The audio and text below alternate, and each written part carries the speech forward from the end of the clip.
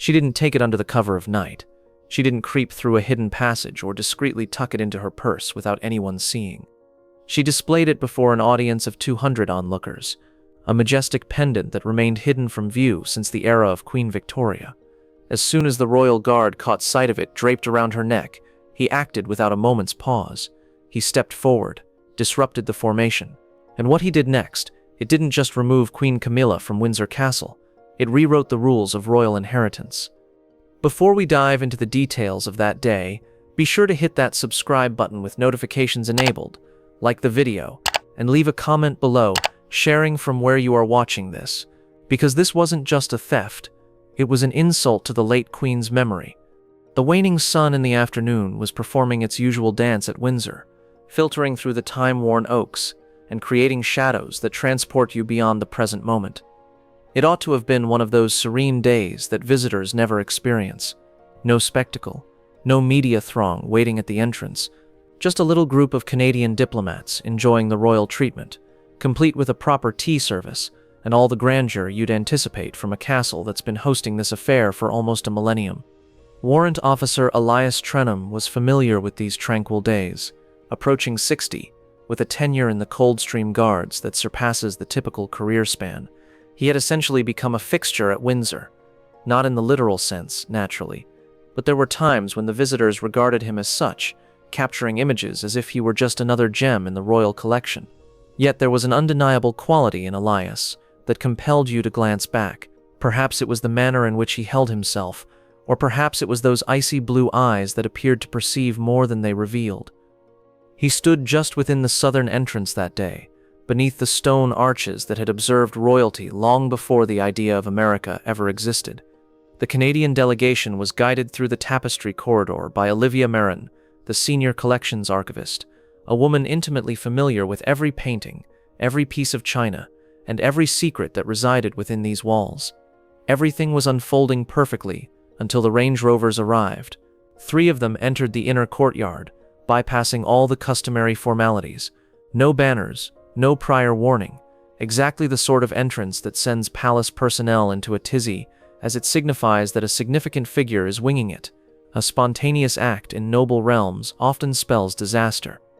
Queen Camila emerged from the second vehicle with an air of authority, as if she were the rightful ruler of the scene, which in fact she was now.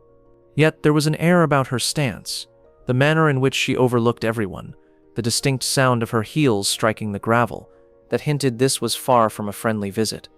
She wore that expression that signals determination, the sort that allows no space for idle chatter or pleasantries. "Your Majesty," Elias said, advancing with a measured grace that reflected his 4 decades of experience in discerning the perfect moment to voice his thoughts or remain quiet.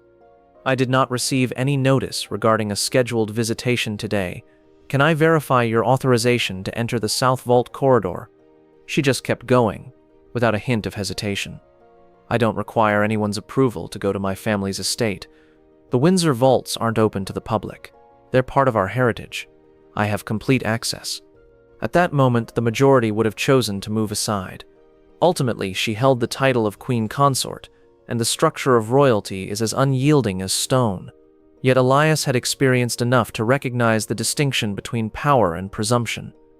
"With all due reverence, Your Majesty," he responded, his tone unwavering as granite. "The will of Queen Elizabeth designated specific assets to the Royal Collection Trust. Gaining access to the sealed sections necessitates—" "I mentioned it's family property." Her voice sliced through the corridor like a shard of ice. "Not for you to protect."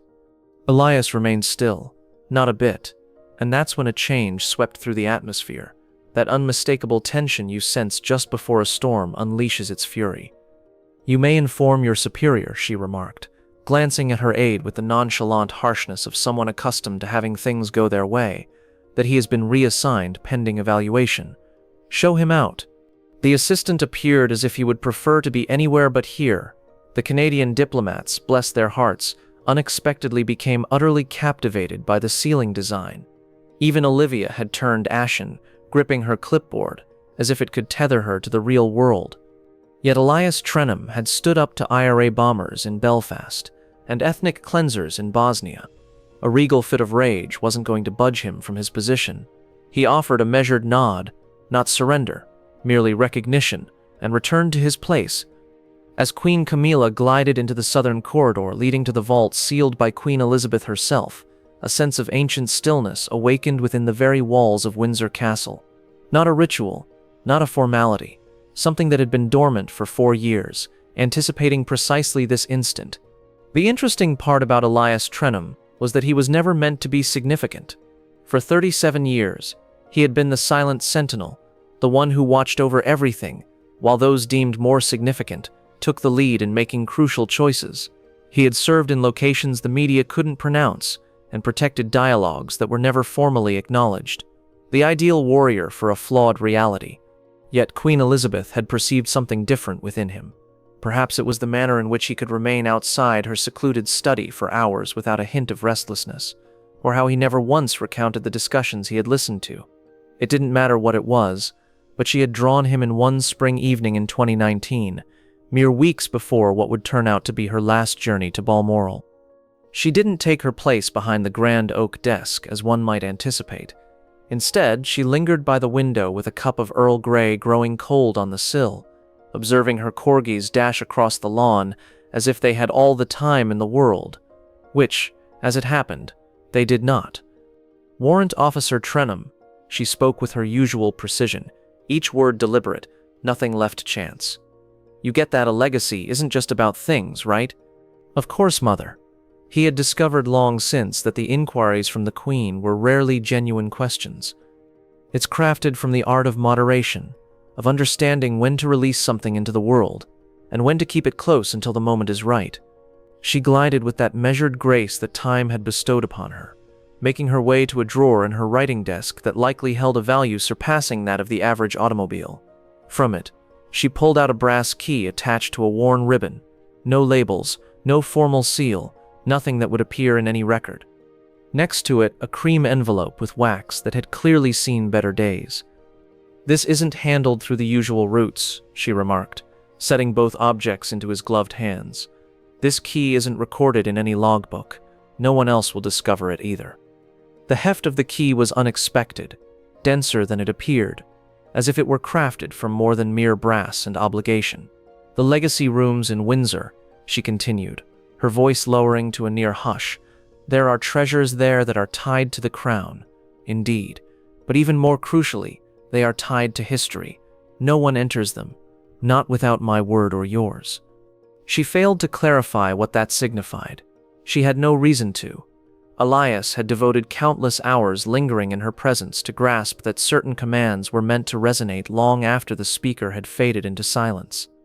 Acknowledged, Your Highness. Her gaze held on his features for a brief moment, not regarding a warrior, but a man to whom she was entrusting something invaluable. I believe in you, Warrant Officer, even when I'm not present to express it openly. Those were the final words she ever shared with him in confidence. The key slipped into the inner lining of his service coat, remaining there through every inspection, every ceremony, every silent night when he questioned whether he had conjured the entire conversation in his mind. Yet he had not envisioned a single thing. And now, 4 years later, as Queen Camila insisted on entering the very realm he had been tasked to safeguard, Elias realized precisely why Elizabeth had selected him for this specific weight to bear. Certain truths are destined to be uncovered. They're simply biding their time for the perfect individual to unearth them. The following morning arrived with a stillness that set seasoned palace personnel on edge. Not the soothing calm of a smoothly operating home, but the fragile silence that ensues when something has gone awry, and everyone hesitates to voice it first. Elias spotted it right as he stepped in for his morning shift. Countless discussions that faded as he passed by. Countless significant looks exchanged among individuals who typically hardly noticed one another. Olivia Marin was the one who finally voiced what was on everyone's mind. She confronted him by the greenhouse entrance, appearing as if she hadn't had much rest. "Did you hear?" she inquired, her voice just a soft murmur. "The Queen entered the South Vault last night." Elias maintained a calm facade, yet a chilling sensation began to unfurl within his chest.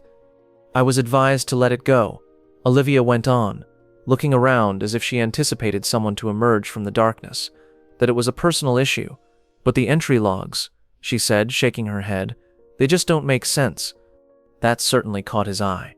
Accessing the Windsor vault wasn't quite the same as swiping your ATM card. It necessitated biometric verification along with an archival code, and each entry was recorded automatically. The system was more suspicious than a top-secret government bunker. "No access notation?" he inquired. "Nothing at all. It's as if the system completely ignored the door opening. But I'm certain she was there because..." Olivia stopped, her expression filled with despair, due to the absence of certain elements. The stroll to the security booth seemed to stretch on endlessly. The night duty officer, a young lad who seemed like he ought to be begging his mom for lunch money, turned as red as a tomato when Elias inquired about the access logs. There it stood, illuminated on the display like a challenge. Door number 17A, Legacy Vault Corridor, timestamp 2246. Yet in the place of what ought to have been identity confirmation, signature verification, and clearance authorization, there was simply an absence of anything. An apparition of data that defies the very nature of a system built to retain every memory. "Should I file a report, sir?" the young officer inquired, his voice wavering just a bit. Elias gazed at the screen for what felt like an eternity. "No," he replied at last. "Not yet, because now it wasn't merely about unauthorized access. Someone had gone to great lengths to conceal their actions, indicating they were fully aware of their intentions, and if Queen Camila was prepared to sidestep royal security measures for whatever lay within that vault, then what she had taken was undoubtedly more valuable than its weight in gold. The real question was, valuable to whom?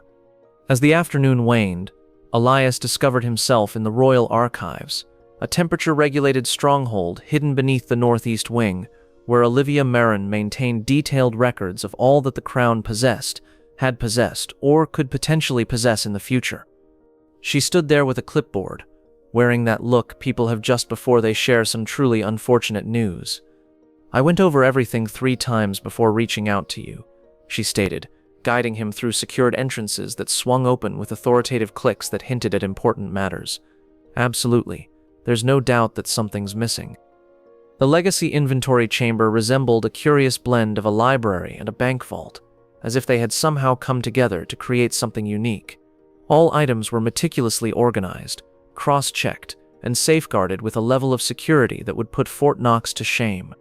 Olivia gestured towards a glossy sheet encased in sturdy glass, a comprehensive compilation of items personally selected by Queen Elizabeth for what the royal administration courteously referred to as indefinite review.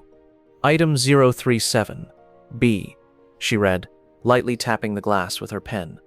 "The Snowdon tiara, last seen outside the vault in 1974 for an official portrait. One of just 3 pieces that Queen Victoria specifically requested to be kept from public view until the nation calls for them." She turned to a different page. Item 041F, the Lockridge Pendant, was included in the protected list in 2005 under Inheritance Clause 100. The last time it was handled by the Queen was in 2012, after which it was secured for what she referred to as a cultural review, whatever that entails. And then Olivia arrived at the threshold that caused her voice to fall to just above a whisper. Item 072K, a leather-bound journal. The spine bears no date. The Queen's personal note simply instructs to remain unread until the nation inquires. Elias gazed at the 3 vacant niches in the vault wall, plush-lined spaces that ought to have contained riches, but were instead filled with nothing but darkness. These were more than mere valuable pieces. They were sealed memories hidden for motives that likely perished alongside Elizabeth. Text. The pendant by itself might spark inquiries in Parliament if it appeared at a state dinner, Olivia remarked, her voice laced with concern. However, if that journal has been seized, we're no longer discussing protocol. We're delving into secrets. Elias sensed a change within himself. Not quite anger, but rather a chill that feels more perilous and unsettling. This isn't just a mix-up. It's outright stealing. You really believe she would— Yes, he interrupted her, his tone as unyielding as stone. I do. He faced the door, clarity settling in his thoughts. Get your files ready. Make sure to note everything down, but hold off on sharing it for the moment. Why? We're not submitting a loss report, he stated, already turning to leave. We are constructing a case. The following morning, Elias took an action that contradicted every instinct honed over 40 years of military experience. He circumvented the established hierarchy completely, not out of defiance or malice, but because he understood precisely what would unfold if this proceeded through conventional routes. There would be subtle gatherings, meticulously crafted notes, and in the end, absolutely nothing. The sort of emptiness that allows the influential to maintain their grip while the reality is concealed beneath a heap of formal rhetoric. Thus, he ended up in the archive basement, operating a printer that likely hadn't been used since the Clinton era, getting ready to create an envelope that would alter the course of events. Within records of the absent belongings, time-stamped entry logs, Olivia's affidavit, and a personal note penned in his meticulous handwriting. In accordance with Standing Order 17 of the Royal Integrity Statute, I hereby present this as an official notification regarding the violation of Sovereign Legacy Protocol. Warrant Officer Elias Trenholm, Coldstream Guards, Windsor Post No. 22. The envelope bore a name that few among the palace staff had ever heard uttered: Mr. C. Havers, Royal Integrity Liaison, Royal Collection Trust. The rail lingered in the depths of the royal bureaucracy, neither military, nor diplomatic, nor oriented towards the press. They were the individuals who safeguarded unsettling realities in a society that favored soothing falsehoods. A diplomatic courier accepted the envelope without hesitation, assuring that delivery would be signed for only. In just 2 hours, the reply arrived, not with any grand display, but quietly slid beneath his door like a secret memo. We are now informed. Prepare for alignment. 4 words that signaled a turning point were on the horizon. That afternoon, a senior aide of Camila's showed up at Elias's post, resembling a foreboding presence in luxurious wool. The man's expression bore the tightness of someone presenting a demand they found rather distasteful. Warrant Officer Trenholm, he stated directly, your actions have created uncertainty within the household office. The Queen Consort is eager to understand why her appearance in the legacy corridor has led to questions. Elias continued to gaze directly forward. I submitted the duty logs as required by protocol. Any questions that follow are not for me to explain. The aide's jaw clenched. We've been informed that you went around internal reporting and reached out to external registry custodians. That's a breach of protocol. Not if the items taken were labeled non-transferable under the clause, Elias responded calmly. The menace followed, conveyed with the nonchalant ruthlessness of someone accustomed to erasing issues effortlessly. You'll find comfort if needed. Elias offered a faint nod. That is the prerogative of the royal household. He remained silent, offered no defense, yet he also refrained from apologizing, for at times the most perilous act against authority is to show no fear of it. 3 days passed in deliberate quietude. No announcements, no official statements, no significant changes in responsibilities. Yet within the sturdy confines of Clarence House, the atmosphere was heavy with the sort of unease that precedes tempests. The invitation arrived on pristine parchment, inscribed in graceful calligraphy. The Cedar Room, 1900. Discretion anticipated. No signature, no official seal, merely coordinates, and a moment that seemed more like a ticking clock. Elias appeared in his complete dress uniform, Coldstream red, brass buttons gleaming with a mirror-like shine, sword left at the entrance as certain meetings demand a gesture of submission from the outset. The Cedar Room rarely saw much use, deemed too personal for official matters and too opulent for light-hearted chats, yet this evening it had morphed into a space that felt like a blend of a courtroom and a confessional. The circle was tiny yet meaningful. Mr. Charles Havers occupied the center, his silver hair gleaming, his expression devoid of emotion, the sort of individual who amassed secrets as others might gather stamps. Olivia Moran settled into a chair beside him, making an effort to appear composed and largely achieving it. And in the dim light at the far corner of the room, Princess Anne observed it all with the look of someone who had been anticipating this moment for years. Warrant Officer Trenholm, Princess Anne stated, her voice imbued with the gravity of her lineage, remaining seated as she spoke. Do you grasp the reason for your presence? Indeed, Your Royal Highness. She set a hefty binder down on the gleaming cedar table, with the kind of respect typically shown to sacred writings. Your submission has been reviewed. Miss Marin has confirmed the discrepancies in the archives. Independent verification has identified 3 legacy classified items that are unaccounted for. Anne leaned in, her fingers interlaced as if she were about to deliver an important decision. In 2019, my mother entrusted you with verbal stewardship of the Windsor Legacy Wing, without any registry or witnesses. Is that accurate? Absolutely, ma'am. And she informed you when that obligation would conclude. She claimed it wouldn't, not until time or reality rendered it moot. The atmosphere became as quiet as a grave. Anne leaned back gradually, a hint of contentment dancing in her expression. So you were correct to take action. It lacked admiration. Princess Anne was not one to indulge in compliments. It was a revelation presented with an undeniable certainty that transforms existence. Should the Queen Consort have obtained those items without proper documentation or royal approval, she went on, then this transcends a simple breach of protocol. It constitutes a betrayal of sovereign trust. Havers inclined his head, the movement imbued with the significance of established law. Anne's eyes locked onto Elias with piercing focus. You will stay at your position.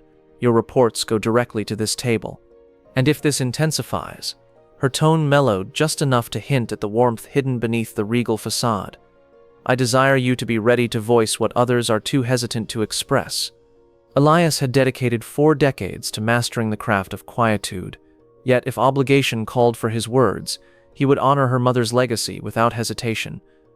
Acknowledged, Your Majesty. The luncheon was meant to be ordinary, a diplomatic formality to wrap up a week of discussions with a visiting Nordic delegation.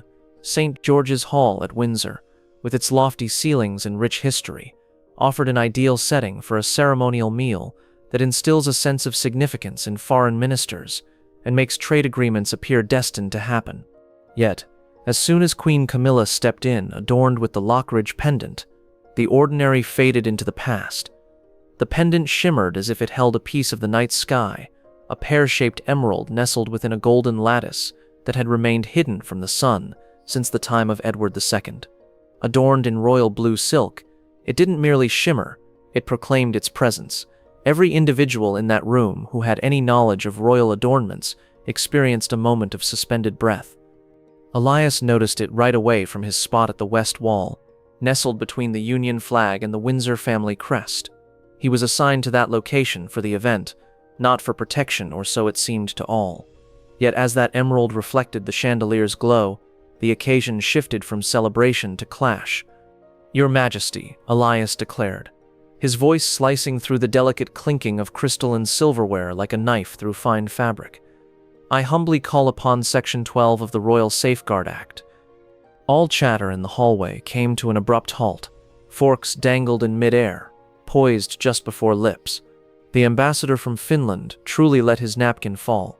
Camila shifted her gaze to him with the deliberate grace of a feline, detecting a flicker of motion. Clarify your position. Elias stood firm, his voice resonating with a clarity that stems from unwavering conviction.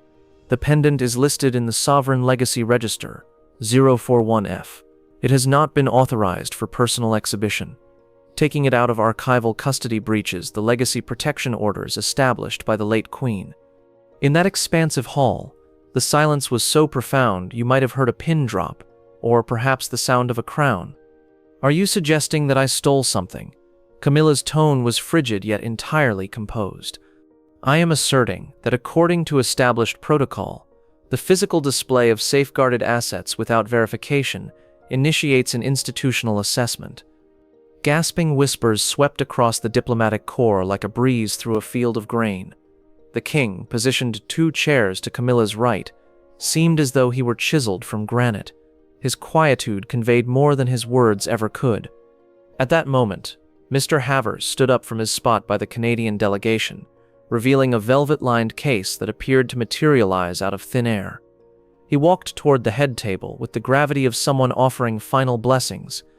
I'm not pointing fingers, he stated evenly, setting the case down on the table. This is a confirmation. Camila maintained her calm, yet her hand moved instinctively to the pendant, as if it had just dawned on her that it was now a piece of evidence instead of mere decoration. The archival ledger found its way into Olivia Maran's quaking grasp, and as Havers unveiled page 041F, the stillness in the hall thickened, becoming almost suffocating. The Lockridge Pendant, he announced with a resonance that filled the entire space, was incorporated into sovereign inventory in 1863 during the reign of Queen Victoria. It was moved to legacy-protected status in 2005 at the specific request of Her late Majesty Queen Elizabeth II. This item is marked as non-transferable and non-disable until the official succession review set for the year 2070. He shut the book with meticulous accuracy. Displaying it openly, given the existing registry status, undermines both archival security and heritage sovereignty. Camilla's fingers brushed against the emerald resting at her throat. I was assured of this pendant in confidence by Her late Majesty. Do you have any proof of that assurance? Havers inquired, with the soft yet unyielding demeanor of a prosecutor who was already aware of the response. No, it was spoken. That's when Princess Anne spoke out, shattering the facade with the sharpness of a blade. My mother offered no such guarantee, particularly regarding the Lockridge Pendant. That item was perpetually viewed as part of our institutional legacy, never as a matter of personal legacy. She was clear about the difference. Camilla's eyes darted to Charles, yet he stayed still, his face a blank canvas, hands clasped in front of him as if in devotion or defeat. Olivia moved ahead, holding a worn leather journal, its pages tinged with the passage of time. She set it before the king, with the respect befitting a holy scripture. Sir, she spoke softly, we retrieved this from the same compartment as the pendant. Inside we discovered this. The note appeared from the journal as if a specter had taken form. As Havers opened it, the unmistakable handwriting of Queen Elizabeth appeared to envelop the room with her essence. This pendant shall not be transferred to private ownership while the country continues to honor my name. It is a part of the legacy, not the bloodline. The stillness that ensued was complete. Even the Nordic delegation, who likely didn't comprehend much of what was unfolding, appeared to realize that they were observing something momentous. Camilla stood up gradually, each motion purposeful like a strategist, recognizing the end of a game. With meticulous attention, she grasped the pendant, detaching it from her neckline and setting it down on the velvet tray, as if handling something that could explode at any moment. I do not contest the late Queen's penmanship, she declared, her voice resonating through the hall with an air of authority. Yet I cast doubt on the intentions of those who seek to interpret it. The aide to the Prime Minister was busy jotting down notes. From one corner, whispers swelled like an approaching storm. Yet at the head table, time appeared to stand still until King Charles offered the faintest nod, a mere gesture, just sufficient to alter the atmosphere of the room. That one simple act transformed everything. There was no grand announcement, no hammer hitting the surface, no recitation of accusations, just a moment when authority recognized reality, and reality called for accountability. Elias moved ahead, clutching the navy pouch he had brought for this very occasion. Archival fabric featuring a silk lining, crafted to safeguard artifacts from the oils of human contact. He made no request for approval, offered no forewarning of his plan, just unfastened the pouch and stood still. Camila gazed at him for a moment that stretched just a bit too far, and in that instant a connection sparked between them. Understanding the significance of this moment, not merely the return of a pendant, but the realization that certain matters were indeed greater than those who briefly held power. With a quiet grace, she tucked the Lockridge pendant into the pouch, leaning in so that only Elias could catch her last whispered words. You believe you've safeguarded the crown, she murmured, her tone heavy with the experience of past battles, but in reality, you've only rendered it more fragile. Elias remained silent. In his view, true strength never came across as intimidation. It felt as if quiet lingered, just long enough for reality to emerge naturally. The escort commenced quietly, without any grand gestures. No formal escort, no lavish welcome. Just Elias striding exactly 3 steps in front, as Camila trailed behind with the grace of one who had faced defeat, yet remained resolute in the ongoing struggle. 2 officers from the Royal Collection Trust stood beside them, their presence serving more as a symbol than a necessity. They navigated the east wing of Windsor, traversing hallways typically meant for staff, and visiting dignitaries who weren't deemed worthy of the lavish tour. No images of ancient rulers observed their journey. No gilded borders reflected the glow. Only frigid stone and the reverberation of steps that appeared to tally the moments until everything transformed. Palace personnel observed without gazing. A maid halted her sweeping. A young footman recoiled instinctively. Even the portraits appeared to observe as the queen consort made her way toward an exit that would reshape her legacy. At the boundary where personal space meets societal impact, Camila paused. Not in a dramatic way. She had never been one for dramatics. Yet there was a deliberate thoughtfulness in her gaze, as if she were taking a last glance at a life that was drawing to a close. She walked away, silent and composed, without glancing back or making any grand statements. She effortlessly crossed the threshold and embraced whatever awaited her beyond. The door shut softly behind her, marking the end of a chapter in a story yet to unfold. Within the confines of St. George's Hall, the intricate mechanisms of governance commenced their meticulous task of navigating a crisis that would redefine the British monarchy. However, Elias was not involved in those conversations. His task was fulfilled, his mind at ease. The Lockridge Pendant found its way back to its vault that evening. Reclassified with a fresh designation, 041-FA, compromised, recovered. The note from the Queen was sealed individually, given its own set of protective measures. The journal stayed untouched, secured until 2070, as planned from the beginning. With the first light of day, the vault was equipped with enhanced security protocols, biometric locks necessitating dual approval from both the Royal Integrity Liaison and the senior living royal sibling. Innovation honoring heritage, safeguarding history from the fleeting guardians of today. Not a single bit of it was reported on the evening news. No statements were issued by the palace. There were no unauthorized images, no trending clips, no excited analysis from royal reporters. Merely a solitary entry in the court circular, as arid as the desert, and doubly conclusive. Her Majesty, the Queen Consort, will not be making public appearances until further notice. Elias resumed his position the following morning. Identical uniform, unchanged posture, and the same silent gaze directed at the horizons that had observed rulers and royalty for almost 1,000 years. However, resting on his barracks desk was a cream envelope adorned with Princess Anne's distinctive handwriting. Within, a concise message that conveyed all that was needed. My mother understood exactly what she was doing when she placed that responsibility in your hands. You didn't merely safeguard the items, you safeguarded her legacy. Thank you, Anne.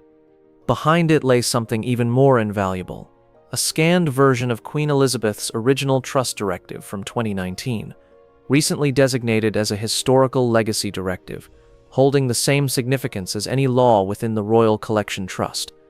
Elias tucked the letter into the same footlocker that had accompanied him through every posting, every ceremony, every covert mission since the moment the Queen bestowed upon him that brass key. It would remain there for the entirety of his existence, a testament that certain responsibilities surpass the individuals who delegate them. Later that afternoon, a young palace intern approached him with a hint of hesitation near the rear staircase. "Sir," the boy inquired, his voice scarcely rising above a murmur, "was it true then?" She truly attempted to seize the Queen's belongings. Elias remained silent for a moment. Then, without moving from his position, he whispered, "Let's just say, not everything that shines is meant for the one who grabs it."